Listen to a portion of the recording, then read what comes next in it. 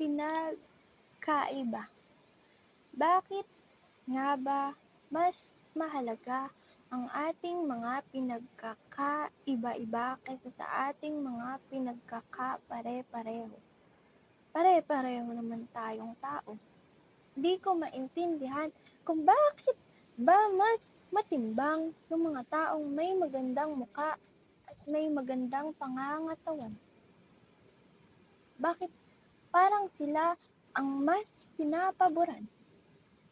Sila ang mas madalas manalo sa mga tunggalian. At pati sa paghahanap ng trabaho, sila ang mas madaming oportunidad kaysa sa mga may mataas na pinag-aralan. May mataas na pinag-aralan ngunit ang mukha ay sakto lang. Hindi maganda, hindi pangit, sakto lang. Hindi sexy, hindi macho, sakto lang. Kapag di ka pasok sa beauty standard nila, itsapwera ka na.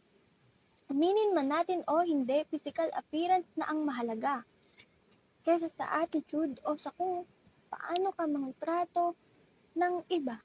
Kahit na gaano ka pa kabait, kung hindi ka naman maganda, wala ka lang para sa kanila. Kapag lalaki ka at madami kang kaibigang babae, iisipin nila na bakla ka. Kapag lalaki ka at umiyak ka, sasabihin nila na bakla ka.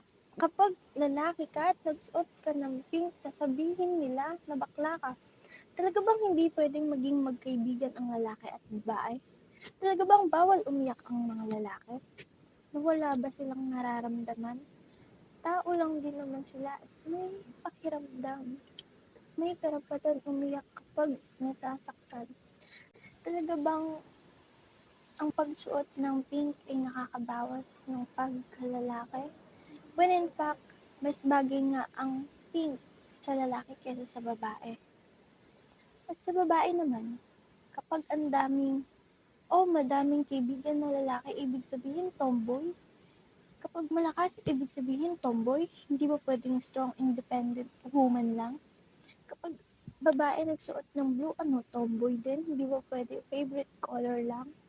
So, sa totoo lang, sobrang hirap maging babae, lalo na sa panahon ngayon. Dahil sobrang taas at tumataas na beauty standard ng mundo, lalo na ng mga tao. Napapaisip tuloy ako, what if malaman nila yung flaws ko? May maging kaibigan pa kaya ako? May magmahal pa kaya sa akin? May tumanggap pa kaya sa akin? O may tatanggap pa kaya sa akin kapag nalaman nila na iba ako? Wala akong magandang kutis, hindi nila ako kasing kinis, hindi ko favorite color ang pink, at hindi ako napapugyan sa lalaking macho at malibing. Sa aking pagtatapos,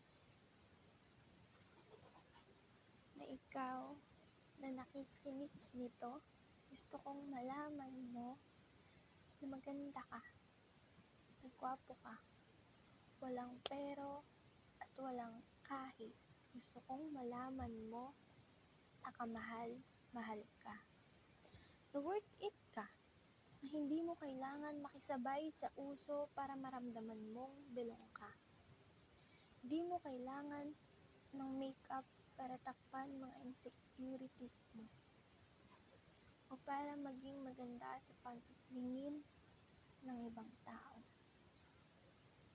Maganda ka, gwapo ka, kamahal ka, worth it ka, dahil iba ka.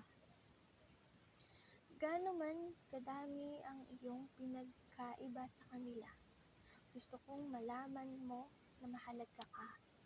Huwag mong intindihin ang sinasabi nila.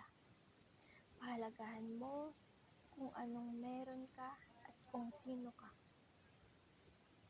You are perfectly perfect.